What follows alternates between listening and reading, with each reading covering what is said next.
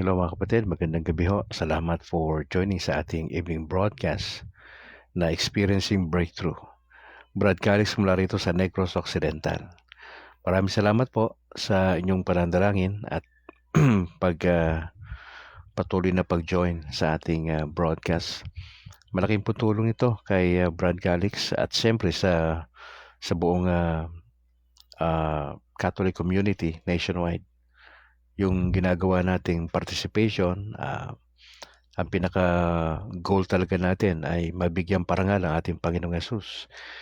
At tayo naman bilang bahagi ng katawan ni Kristo ay tayo ay lalago sa ating pananampalataya. Manalangin muna tayo in the name of the Father, and of the Son, and of the Holy Spirit. Ama, pagpapalain po ninyo ang gabing ito sa aming pag-uusap patungkol po sa Gospel for tonight sa Mark chapter 7 verse 31 to 37. Naway makatulong ito na malaki sa bawat isa at maraming salamat po sapagkat kayo ay napakabuti. Kami nagdadasal ang inyong patubay na sana nga ho sa opportunity ito ay makita namin ang sarili namin na kami ay lagi may pangangailangan sa Panginoong Yesus at kay Mama Mary at makita namin na itong kakulangan namin ay pupunan ng Panginoong Yesus. Kami nagdadasal, Banal Espiritu, ng tulong galing po sa inyo that we may be able to understand yung prinsipyo ng salita ng Diyos na maaari namin pag-usapan sa gabing ito. Maraming salamat po sa inyong pagmamahal, sa inyong patuloy na pagkilos sa aming buhay. Maraming salamat po. Samahan nyo kami sa gabing ito. At nais namin bigay ang papurit parangal sa inyo Ama. We pray this in Jesus' name. Amen. In the name of the Father, and of the Son, and of the Holy Spirit. Magandang gabi mga kapatid. Atiya Montejo, salamat for joining. Ganun din kay Bro Arturo Pagatpatan. God bless po sa inyong pamilya at mga trabaho mga kapatid. Samanawa kayo ng Panginoon sa mga oras na ito. Diretso na po tayo sa ating sa Gospel for tonight. Ito yung hindi natin napag-usapan kaninang umaga kasi binigyan pansin ko yung tungkol sa pag-ibig kaninang umaga. Kaya minabuti kong pag-usapan sa gabing ito yung supposedly topic natin kaninang umaga. Tayo po ay nasa aklat ng Marcos, pangkat 7, talatang 31 hanggang 37. Ang sabi po rito sa wikang Banyaga, Then Jesus returned from the region of Tyre and went by way of Sidon towards the Sea of Galilee. In the region of the Decapolis, they brought to him a deaf man who had an impediment in his speech, and they begged him to lay his hand on him. Now he took him aside in private, away from the crowd, and put his fingers into his ears, and he spat and touched his tongue. Then looking up to heaven, he sighed and said to him, Ephata, that is, be opened. And immediately his ears were opened, his tongue was released, and he spoke plainly. Then Jesus ordered them to tell no one, but the more he ordered them, the more zealously they proclaimed it. Now they were astounded beyond measure, saying, He has done everything well. He even makes the deaf to hear and the mute to speak. Mga kapatid, yung deafness at yung hearing loss ay magkasama po ito. Etong deafness at yung hearing loss. Ayon po sa World Health Organization na napupursi po nila by 2050, mga kapatid, ang sabi ng World Health Organization, now malapit daw sa 2.5 billion na katao ay projected to have some degree of hearing loss, and at least 700 million will require hearing rehabilitation. Malaking porsyento po yan. 2025 pa lang po ngayon. Isabihin na 25 years from now, nearly 2.5 billion. Billion itong pinag-uusapan, kapatid. 2.5 billion people are projected to have some degree of hearing loss. Ito yung parang magiging problema worldwide . And at least 700 million will require hearing rehabilitation. Now, over 1 billion young people are at risk of permanent avoidable hearing loss due to unsafe listening practices. Mga kapatid, dito, deaf man, hindi nakapagsasalita. Pero itong ang deafness at yung hearing loss ay magkasama ho ito. Pag hindi ho makapagsalita, may problema rin ho yung kanyang pandinig. Kaya nga ho, di ba, sa mga tao na merong ganitong suliranin, pangkalusugan, ginagamit to yung sign language eh. Sino ba sa atin dito merong na tayo ay na-trained to do sign language? Baka meron sa atin. Magandang ministry po yan, mga kapatid. Makita natin dito na minsan pa ipinakita ng Panginoong Hesus ang kanyang kapangyarihan sa isang hindi nakapagsasalita. At ang sabi rito, mga kapatid, makita mo rito yung community, yung kanilang malasakit na dinala nila itong deaf man, lalaki po ito, sa ating Panginoong Hesus. Yung alam mo, di ba, may tinatawag tayo na community of the saints, di ba, sa ating Apostles' Creed, community of saints or communion of saints. Ito yung communion, yung pagkakaisa. Itong mga saints na ito ay hindi lang ito tumutukoy sa mga Katoliko na gumawa ng mabuti dito sa lupa at ang iba sa kanila ay nagbuwis ng kanilang buhay. Kundi sa Bible kapag sinabing saints, ito ay tumutukoy sa mga buhay sa katulad natin ng mga may relasyon sa ating Panginoon Diyos. Mga kapatid, communion of saints. Makita mo rito yung power nung nagkakaisa, nung sama-sama. Kasi may puwersa eh. Naalala nyo yung walis? Di ba yung walis ting-ting? Kuha ka ng 5 pirasong maninipis na yan. Meron bang power yan para makapagwalis ka? Wala ho eh. Pero kung pagsamasamahin mo yan, aabot na 50 piraso na maliliit at mahaba yan na walis ting-ting. Pagka binigkis mo yan, madali ho ang pagwawalis eh. Di ho ba? Tayo na mga nagwawalis. Nagwawalis ho ba kayo sa umaga sa inyong bakuran, di ba? Pag nagwawalis tayo, gamit yung walis ting-ting, may power yun kasi marami. Ganun ho yung power nung nagkakaisa ang mga Katoliko. Communion of Saints, mga kapatid. Dinala nila itong deaf man sa ating Panginoong Jesucristo. Now, anong ginawa ng Panginoon nung dinala itong lalaki na ito? He took him aside in private. Inalis niya ron sa crowd. Inalis niya kasi gusto niya maging pribado itong gagawin niya eh. Opo. Away from the crowd and put his fingers into his ears. Mga kapatid, hindi ito makapagsalita. May problema rin ho ito sa kanyang pandinig. Opo. At ang sabi rito, and he spat and touched his tongue. Pandinig at yung kanyang pananalita, kapatid, dalawa yung naging problema nito eh. Pandinig, pananalita. Magkasama ho yan. Pag nagka-problema yung hearing, yung pananalita may problema kasi hindi na nagsisynchronize yan eh. Dapat yan, parehas yan. Katulad ko, nagsasalita ako ngayon. Naririnig ko sarili ko habang nagsasalita ako. Na problema yan, kung nagsasalita ako, hindi ko marinig yung sinasabi ko. Naku, napaka-delikado po yun. Diba? Magkasama itong deafness and hearing loss, mga kapatid. Ito yung dinil ni Jesus dito sa lalaki po na ito. Ano ang ginawa ng Panginoon Diyos? He put his fingers into his ears and he spat and touched his tongue. Ang Lord kapag nagserbisyo kompleto eh. Bagamat sa panahon natin tila ata hindi papasayan doon sa medical practitioner natin. Kasi gaganon yung mga doktor natin. Kasi iba yung ginawa ng Lord eh. Medyo dumura eh kung tatagalogin mo, di ba? Tapos hinawakan yung dila nung lalaki at gamit ang kanyang daliri, isinuksok doon sa kanyang tenga nung lalaki. Yun ang ginawa rito ng ating Panginoon. Pero natapos na po ba doon? Hindi po. Talatang 34, then looking up to heaven. Na importante yun, makita niyo yun, yung parirala na yun. He looked up into heaven. Ano yun?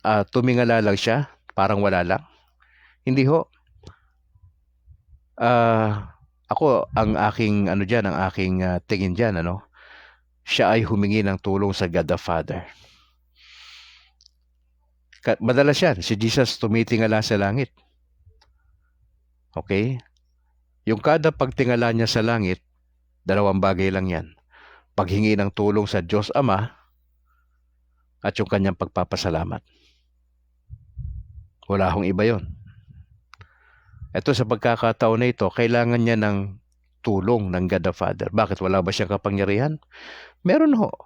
Pero iba pa rin yung humihingi ka ng tulong. Now, tandaan nyo, iba ang God the Father, iba ang God the Son, iba ang God the Holy Spirit. Mas matibay kapag nagsasama-sama, mga kapatid.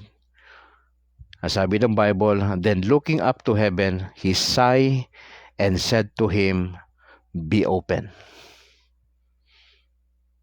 At ang sabi ng Bible, immediately his ears were opened and his tongue was released.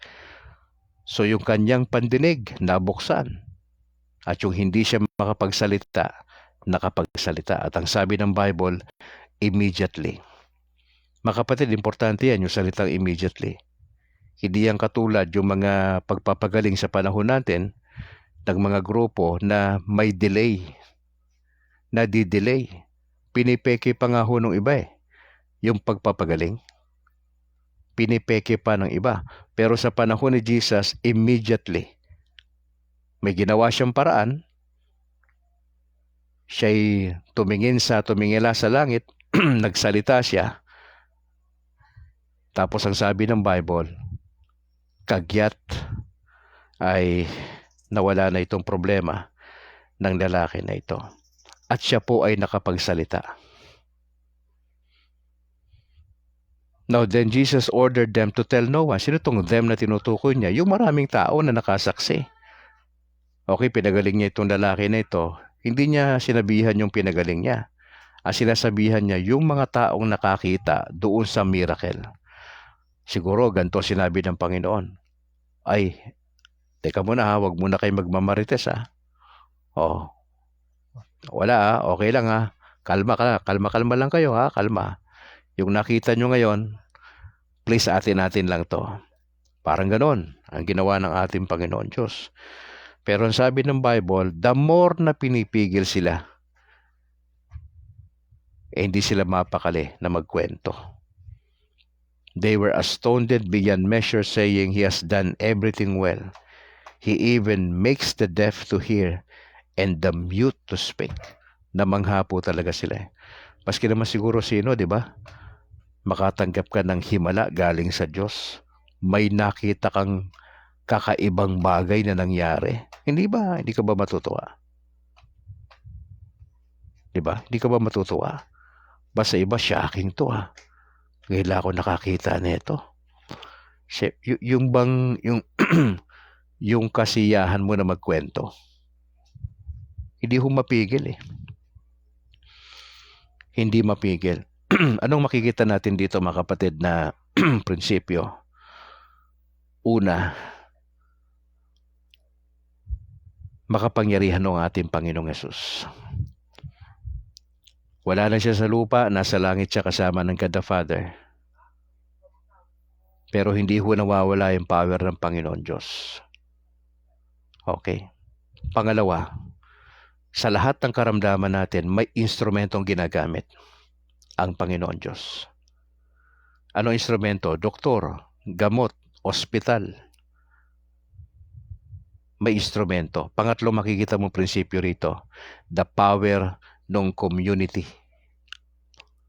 Nagkaisa yung community na itong may problema sa pandinig at hindi makapagsalita, dalhin nila kay Jesus Yung concern o yung malasakit sa Tagalog.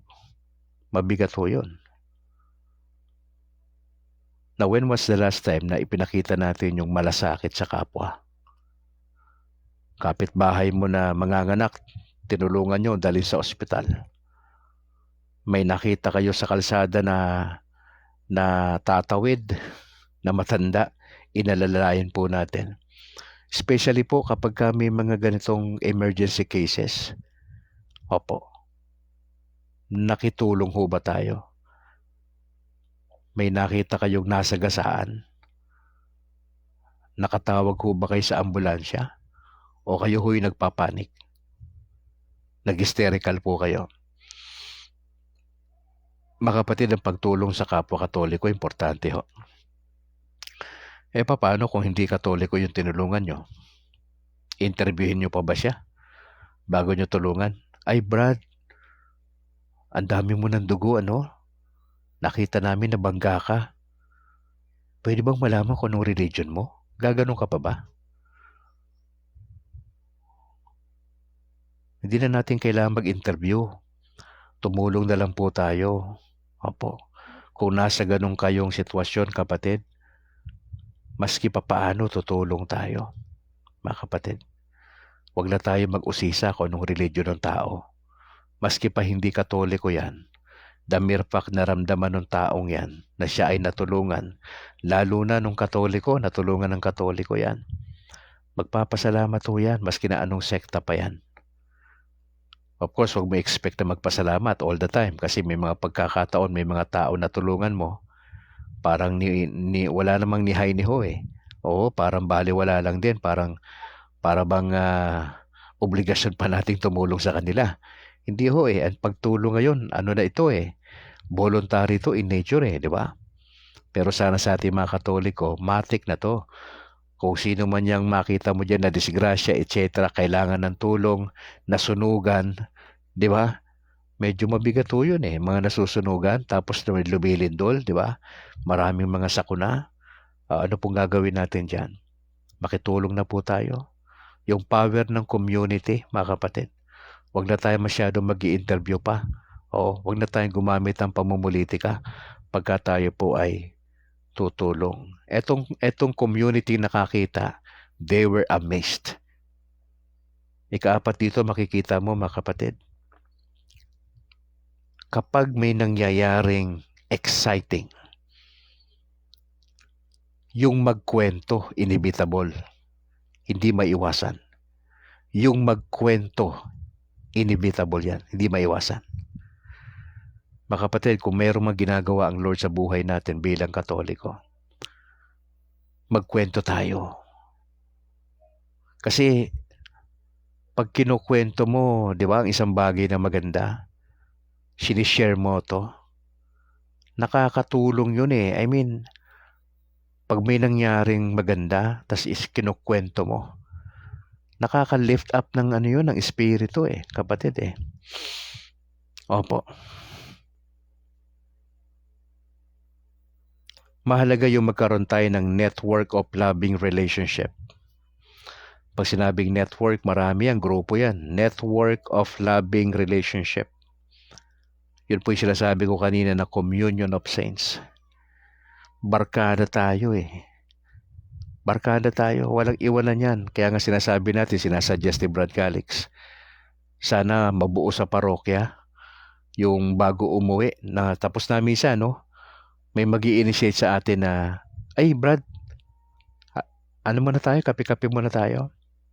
Ano ang purpose ng kape-kape? Para magkwentuhan kayo for 15 to 20 minutes habang nagkakape kayo. Nakukwento mo, Brad, kamusta na? Ano ang what can I pray for you? Yung mga ganyang usapan, ano? How can I help you in terms of prayer? Ano yung pagdadasal ko sa iyo? Magkukwento ho yan eh. Ngayon, kung walang ganyang community sa loob ng parokya, wala tayong pake.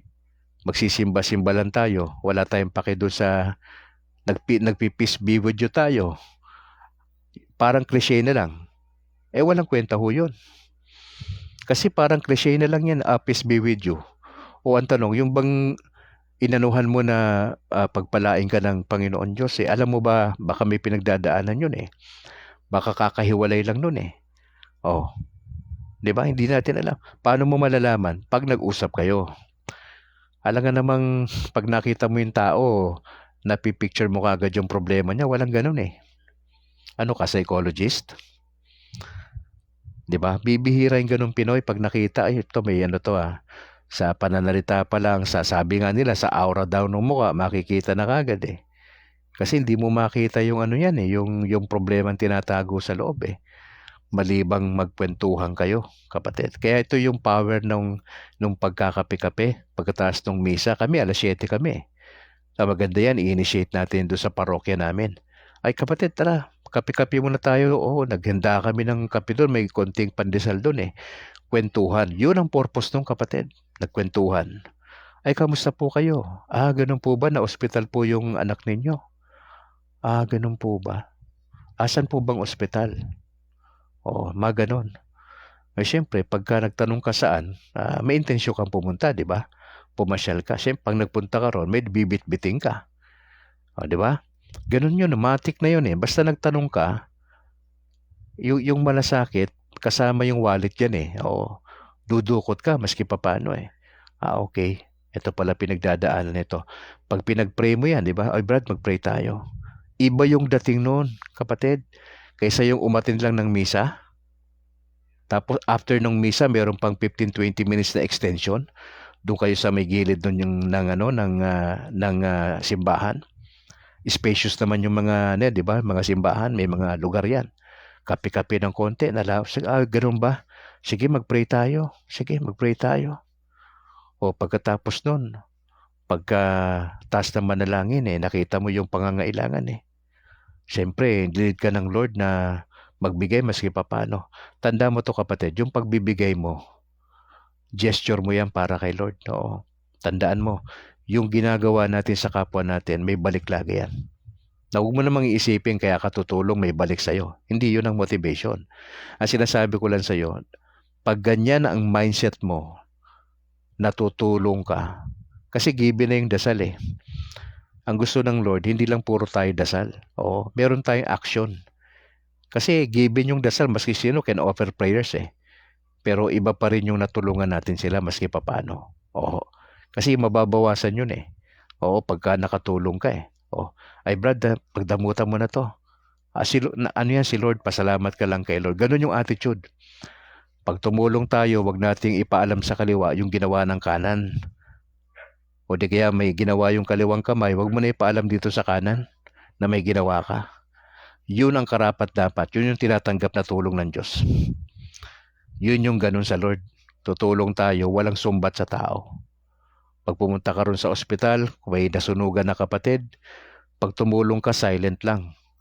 Wala na tayong mga, selfie muna tayo Okay. Na okay lang naman yan, mga ganyang selfie, kung hindi galing sa'yo yung suporta. Kung merong tao na nag-donate something, kailangan ng ebidensya. Maski na ako sasabihin ko, Brad, pa-picture muna tayo kasi hindi galing sa akin to. May kapatid na tumulong. Gusto ko lang, hindi naman ako malagay sa alanganin. Yun, okay lang din ho yun. Pero kung tutulong parang politician tayo, wag na ho tayong tumulong, ha? Kasi wala hong kwenta yun sa harapan ng Diyos. Yun, February 14 ngayon. Araw pa rin ng pag-ibig, Ilang oras na lang. 9:23 na ng gabi sa aking orasan Opo, bilang na ho yung oras para ma-celebrate itong araw ng pag-ibig. Of course, sa atin, di lang naman tayo 14 ng Pebrero, ika nga di ba, nagpapakita ng pagmamahal, kundi araw-araw sa atin bilang mga Katoliko. Ito, mabanggit ko lang, tapos na ako sa aking sharing, ha? Ito yung part 2. Excited ba kayo kung ano yung kukwento ko? Dali lang, inom ako. Lagi ako natutuyuan ng kulang ata ako sa tubig May doktor ba sa atin dito?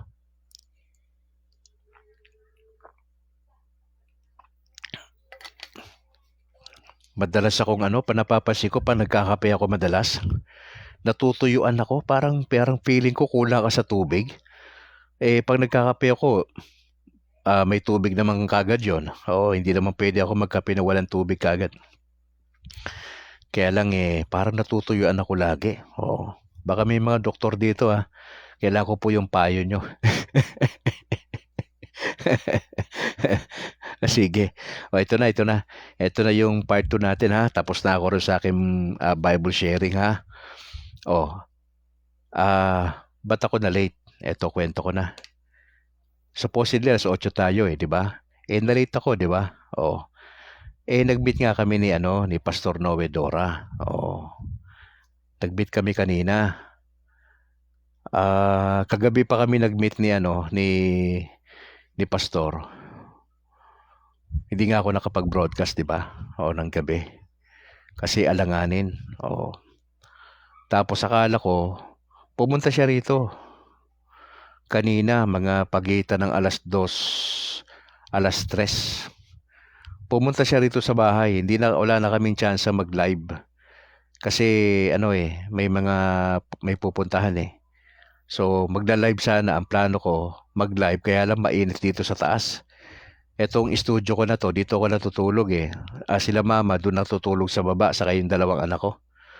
Eto kasi maliit na to, dito yung mga gamit ko, dito ko natutulog, dito ko nagbo-broadcast.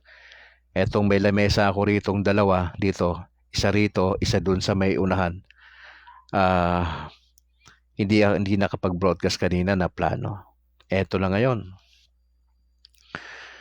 Ang maganda nito kapatid, si Pastor Noe Dora. Now, huwag kayo magtaka ha kapag ina-address ko siya na pastor. Talagang pastor naman ho siya. At huwag ho kayong ma-offend kapag tinatawag ako ng ibang mga tao na pastor. Hindi ho nawala yung pagkapastor namin. Ayun ang gusto namin paliwanag sa inyo. Pastor pa rin po kami, kaya lang pastor na kami sa Katoliko. Okay, pastor kami ng mga Katoliko. At least maliwanag po sa atin yan ha. Wag niyong gawing issue yan, yung pagbanggit ko ng pastor. Talagang hindi ho nawala ang pagkapastor namin. Bagamat nadugangan, nadagdagan eh. 'Di ba? Opo. Mga Katoliko na ho kami na pastor. Yun po yung identity namin sa Catholic Church, opo. Now ngayon, pumunta siya rito. Tas ang ginawa niya, kasama niya si Bro Troy. Oo. Kasama niya si Bro Troy na taga-Hinubaan pa. Tas pinagdasal niya si Mama. Oo, si Mrs. Doon sa baba, doon kami sa baba kanina. Iba yung naramdaman namin kanina sa prayer, mga kapatid. Tsaka si Mrs. habang pinagdadasal siya, umiyak si Mrs. eh. Oo. May binabanggit si Pastor Noe na pagiging handa. Tapos yung binanggit ni Pastor Noe na importante yung paghahanda sa sarili kung ano man ang kalooban ng Diyos. Yun, binabanggit niya yun bago siya nag-pray. And we were touched by the prayer. Opo. Ako po umiiyak din habang pinagdadasal yung misis ko kasi matagal na po ito 2 taon na po mahigit ito na nagsasuffer si misis maliban pa rin sa kanyang psoriasis na 12 taon, mga kapatid. May psoriasis misis ko. Medyo tumigil-tigil na yung yung psoriasis na yun. 12 taon yan, kapatid, yung psoriasis, sabay ho yun. Tapos ito, 2 taon itong kanyang stage 3 colon cancer. So, kami, habang nagdadasal si Pastor, na bagbag yung damdamin namin. Talagang umiiyak kami at sinasabi ko lang sa Panginoon, Lord, kahabagan yung misis ko. Nagdadasal kami ng miracle para sa kanya. Pero sa isip-isip ko sabi ko, Lord, pero kung iba yung plano nyo, okay lang yun sa amin. Okay lang yun sa amin. So mga kapatid, pagkatapos po ng prayer, mga 1 oras din ho siya rito. Nagkwentuhan po kami. Pagkatapos po niyan ay nagpunta kami sa Talabahan dito sa may Punta Taytay sa Sumag. At naituloy po namin yung kwentuhan, mga kapatid. Nagkwentuhan po kami patungkol sa gawain ng Panginoon Diyos, sa ginagawa ng Lord sa kanyang ministeryo. Mga kapatid, ito yung gusto ko sabihin sa inyo. Nakaatang po sa balikat ko na pangunahan ang mga converted pastors dito po sa Negros. Mabigat po na responsibilidad. Gusto ko po sana makiusap sa inyo na ipanalangin nyo akong patuloy. Kasi hindi ho biro itong ministry na ito. Na pangunahan mo ito yung mga mako-convert na pastor na babalik sa Katoliko. Nagdadasal po kami, mga kapatid, nagdadasal kami na bigyan kami ng Lord ng 1 hektarya rito sa Bacolod. Para saan, Brad Calix, yung 1 hektarya? Para ho pagtayuan namin ng chapel. Tatayuan ng chapel para doon sa mga converted pastors o di kaya mga born again na mako-convert sa Catholic Church. Ay doon po kami magsisimula ng gawain. So ako po yung magmamanage ng ministry sa Negros. Of course, nandiyan si Pastor Noe para alalayan po tayo. Okay, papatayo kami dyan ng maliit na chapel at doon na rin po ako magpapatayo ng aking maliit na bahay para sa aking mga anak. At ang mangyayari po doon ay depende sa blessing ng Lord, magpapatayo kami ng mga kwarto ron. Okay, para sa iba't ibang gawain. Opo, hindi ho to madali ito ho ay mangangailangan ng panalangin, mangangailangan ito ng concerted effort po natin, mga kapatid. Kasi meron tayong goal. Okay, may goal tayo. Etong taon na to, pinagdadasal natin at least una 500 square meters or more. Kasi kinakailangan natin magkaroon tayo ng livelihood para doon sa mga pastor na mawawala ng kanilang mawawala ng kanilang ikabubuhay. Pagka sila ay naandyan na dyan sa sa paligid, makakasama ko na yan, dyan na kami titira parang ganun ang konsepto So kailangan may livelihood kami, mga kapatid, para mabuhay yung pamilya ng kasama ko na mga pastor. Medyo mabigat ito. It will cost a lot ito, mga kapatid. Hindi ito biro. Kaya samahan nyo si Brad Calix. Okay? Yun po yung pinagdadasal namin. At yun po yung aming napag-usapan. Na kinakailangan kaming magdasal, na may hipuin ng Lord na magdodonate ng lupa. Okay? Na meron siyang magandang puso para sa ministry. Sapagkat ito po ay pangangasiwaan ni Brad Calix dito sa Negros. Hindi ho ito ganun kadali. Maraming challenge po ito. Pero maganda nito, nandyan si Lord kasi ministry ni Lord ito Ako, manager lang ako Oo, manager lang ako, hindi ako may-ari niyan. Ang may-ari niya si Lord, so bahala siya sa project natin dyan later on. At kayo na mga gustong mag-invest sa kingdom ng Panginoon Diyos, kayo ho yung partner natin dito, mga kapatid. Hindi ko to kaya. Ang akin lang dito, pangunahan po yung plano ng Lord. Kasi papunta tayo dun yun po yung ambag ni Brad Calix sa mga mako-convert na mga pastor sa Catholic Church. Kailangan silang alagaan. Kasi mawawalan sila ng trabaho. Yung kanilang pamilya, saan sila pupunta? Anong pwede natin gawin sa kanila? Yun ho yung matinding usapan Ano ang pwedeng iambag ng Catholic community sa mga pastor na pupunta rito? Dapat maging klaro ho yan sa inyo, mga kapatid.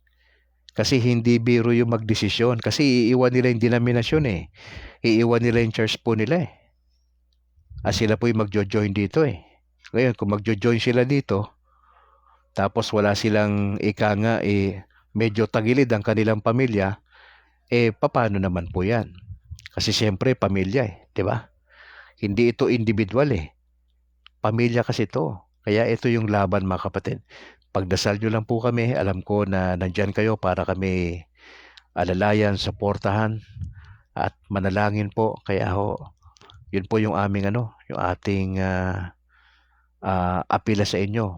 Ipagdasal nyo that God will give us at least 500 square meters ng lupa sa Bacolod. Hindi namin alam kung saan yan Basta ako naniniwala ko na ibibigay ng Lord yan etong taon na to.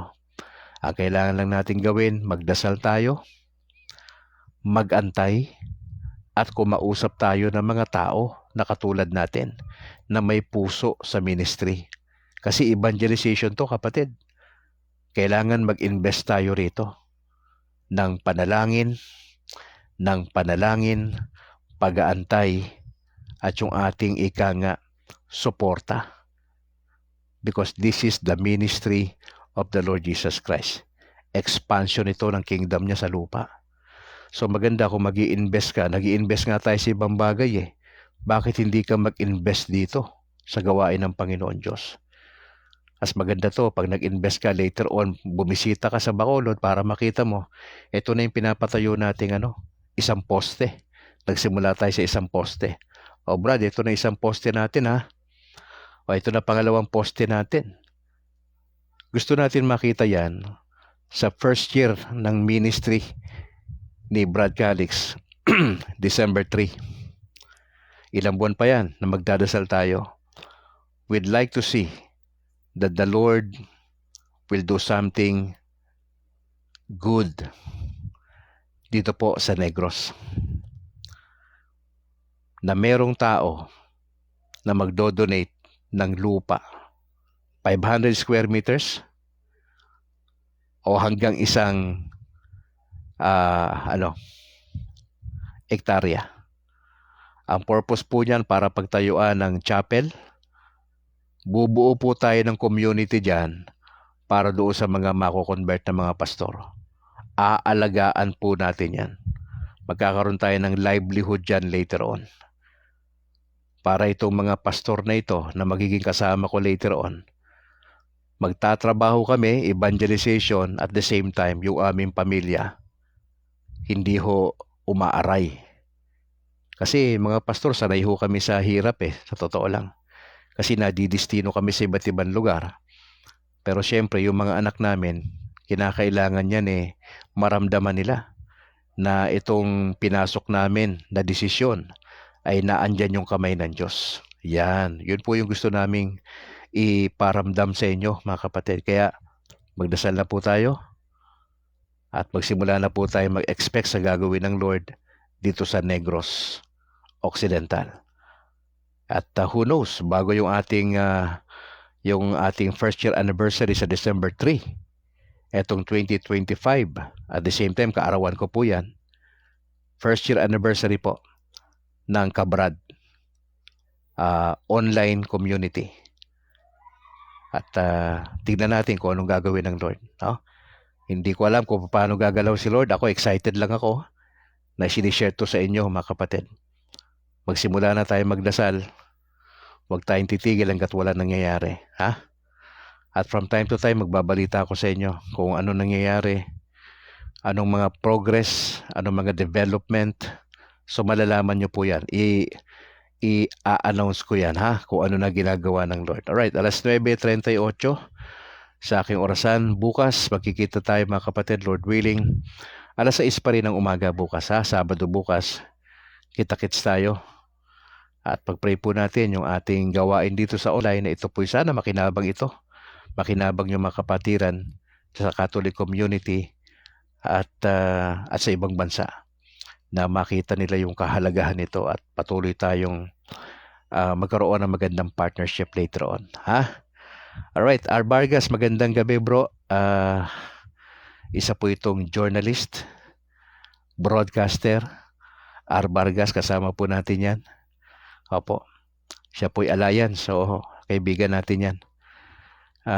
Si R. Christopher Giamal, magandang gabi bro, salamat for joining. Kay Misael Santelices, kay Ismael Bernat Galindo, magandang gabi po, God bless sa inyo. Si Ernon Panganiban, dyan sa Deca, bro, salamat for joining. God bless, hopefully makabisita ako dyan sa inyo. Si Bro Harvey Dakila Angki, ang Vice President po ng CFD Bacolod, andito. At ang presidente po namin, si Christian Paul Gailan. Magandang gabi bro, God bless sa buong pamilya. Si Janet Tenoria, salamat po sa pag-join.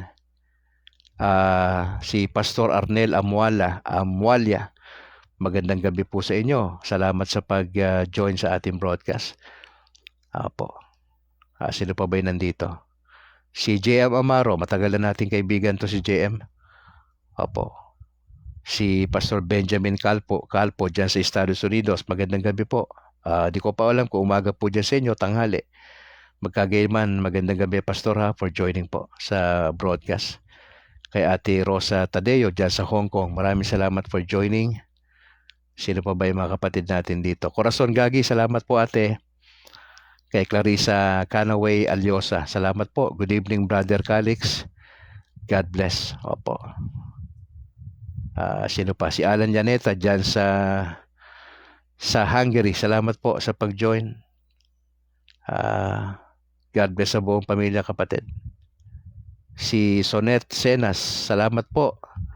Si Ate Angel Amoma dyan sa Japan. Magandang gabi po ate. Salamat po Si Yuel Maban, salamat pa sa pag-join. Uwel Maban. Si Ate Yam Montejo, si Arturo Pagatpatan bro. Salamat sa pag-join kay Bobby Taruk, kay Gemma Gabio. Good evening po, happy Valentine's sabi niya. Okay. Alright, maraming salamat mga kapatid for joining at sana nga po ay makita tayo uli bukas, Lord willing. Pakishare po natin yung ating video sa buong Catholic community nationwide. Ipakalat ho natin tong mensahe ng Panginoon Diyos at alam ko ho na nandyan ho kayo para umalalay at mag-journey kay Bro Calix ho sa ating spiritual journey. Sana ho tayo ay magpatuloy sa pinapagawa ng Lord sa atin sa Catholic community.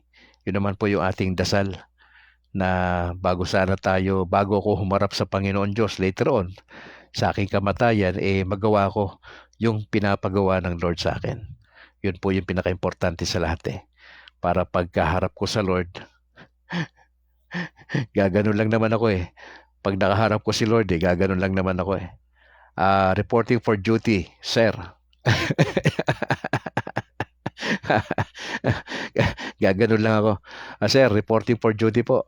Maraming salamat po. Ako po ay hopefully po na-accomplish ko yung pinapagawa nyo sa akin. Ganun lang naman ako. Pag umarap ako sa Lord, gaganon lang naman ako. Siyempre, commander-in-chief natin yun O pwede ka bang pumorma sa kanya? Wala ka Gaganon ka lang, sasaludo lang ako. Sir, magandang gabi po. Kung gabi man yun di ba? Excited ako humarap kay Jesus. At sana bago mangyari yung bagay po na yan na-accomplish ko talaga yung gustong ipagawa ni Lord sa akin sa lupa. Opo, para pagkaharap ko sa Kanya, hindi naman ako nakakahiya. Kasi gusto ko marinig yung sasabihin ng Lord sa akin na well done. Well done, Brad Calix. Maganda yun Oy, well done Yeah. Yes sir. Salamat po sa opportunity of serving you, Master. Yeah. Di ba? Yun. Yun sana yung maganda mangyari sa atin Hindi tayo takot humarap sa kamatayan. Pagharap natin sa kamatayan, pagharap sa presensya ng Diyos. Yes sir. Maraming salamat po. Reporting for duty. Yan. Ayos. Alas 9:43 ng gabi mga kapatid. Masaya lang po ako sapagkat syempre sa kabila ng mga pagsubok may pag-asa talaga Oy, isa pa. Pag-pray nyo si Mama kasi si Mama nandun pa rin sa Pasig Hospital. Walang lugar walang room para maasikaso. Marami daw sila ayon sa kapatid ko kan nakausap ko sa Pasig General Hospital. Ang daming pasyente daw po doon, sabi ng kapatid ko. At nakaupo lang si Mama habang may oxygen po. Pag-pray natin kasi parang nakaranas si Mama ng ng mild parang mild stroke. Yung nangyari kay Mama Elsie. So 75 years old na po siya. Pwede ho ba pakidasal lang din po natin? Opo. Tulungan niyo po ako magdasal para kay Mama kung ano yung gusto ng Lord para sa kanya kasi medyo may edad naman na si Mama. Kaya lang siyempre ako bilang panganay sa 7 magkakapatid, medyo malungkot lang sa amin kung sakasakali. Pero pinaghahandaan na po namin kung ano man yung pwedeng gawin ng Lord para kay Mama. Pero kung makakahirit pa tayo ng ilang taon para makasama namin si Mama, ay maganda kong pagkakataon yon para sa amin. Opo. Ay gusto ko lang i-shoutout bago tayo magdasal sa PESMA Plus. Yung PESMA, ito po yung ibig sabihin ng PESMA. Pagnilayan Ebanghelyo sa Madaling Araw sa Pilipinas. Yun ho pala ang ibig sabihin ng PESMA. Oho. Ito ay Catholic Filipino channel. Kung may time kayo, bisitahin nyo yan sa YouTube. Nakita ko yung YouTube channel nila eh. Oho, bisitahin nyo po itong PESMA. I-type nyo lang sa YouTube yung PESMA. Lalabas yung mga videos doon. Hindi ko pa nakakausap yung pinaka-leader nito eh. Hopefully magkausap po kami para maipagdasal din po natin. Opo. Shoutout sa mga birthday celebrants tonight. Happy birthday. And probably yung mga couples natin na nagsiselebrate ng kanilang wedding anniversary sa gabing ito, February 14, a blessed wedding anniversary po sa inyo. Doon po sa mga walang love life, huwag kayong malungkot. Huwag kayong magmadali kasi hindi yan nakukuha sa pagmamadali. Magdasal-dasal po tayo, mag-antay-antay po kayo. Kasi po pag nagmadali kayo, may problema pa nagmamadali eh. May perfect timing ha. Estudyante ba kayo? Mag-antay-antay muna kayo. Hindi pa kayo tapos sa pag-aaral. Kayo ay hindi pa nakapag-board exam o bar exam. Unahin nyo na muna yan. Kasi ang love life, mabilis lang yan eh. Lalo na kung ikaw ay malapit kay Lord. Nasa state of grace ka. Si Lord mayroong ipapartner sa iyo na kasing init mo rin sa pananampalataya eh. Oo. So priority lang muna natin sa mga panahon na to yung relasyon sa ating Panginoon Diyos. Ha?